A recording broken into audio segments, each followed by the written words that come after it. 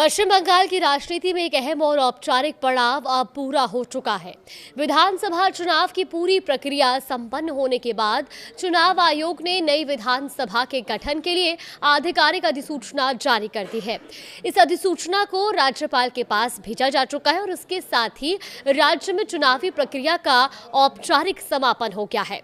अब निगाहें टिकी है अगले बड़े कदम पर, नई सरकार के गठन पर। दरअसल चुनाव परिणामों की घोषणा के बाद यह अधिसूचना जारी करना एक बेहद महत्वपूर्ण संवैधानिक प्रक्रिया होती है।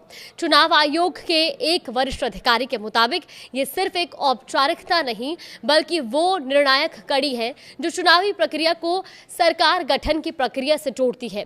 अधिकारी ने साफ तौर पर कहा है कि इस अधिसूचना के साथ ही आयोग की ओर से नई विधानसभा गठन की प्रक्रिया पूरी हो चुकी है और अब आगे की जिम्मेदारी संवैधानिक प्रावधानों के तहत अन्य संस्थाओं और निर्वाचित प्रतिनिधियों पर आ जाती है।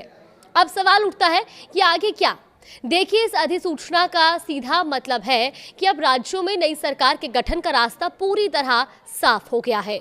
चुने गए जनप्रतिनिधि अब शपथ लेने की प्रक्रिया में शामिल होंगे और इसके बाद मुख्यमंत्री का चयन, मंत्रिमंडल का गठन और प्रशासनिक जिम्मेदारियों का बंटवारा, ये सभी प्रक्रियाएं तेजी से आगे बढ़ेंगी।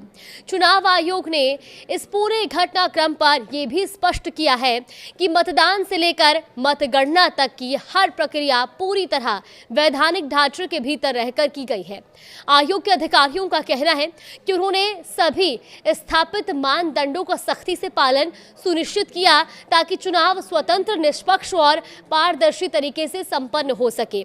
यानी अधिसूचना सिर्फ एक कागजी कार्रवाई नहीं है, ये लोकतांत्रिक प्रक्रिया का वो अंतिम चरण है जो जनता के जनादेश को शासन में बदलने की दिशा में पहला औपचारिक कदम बनता है।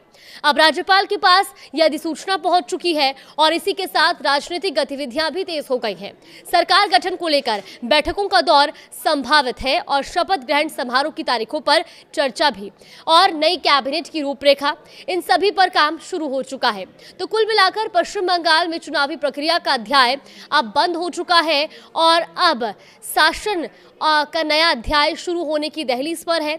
आने वाले दिनों में ये साफ हो जाएगा कि नई सरकार किस तरह राज्य की बागडोर संभालती है और जनता की अपेक्षाओं पर कितना खरा उतरती है।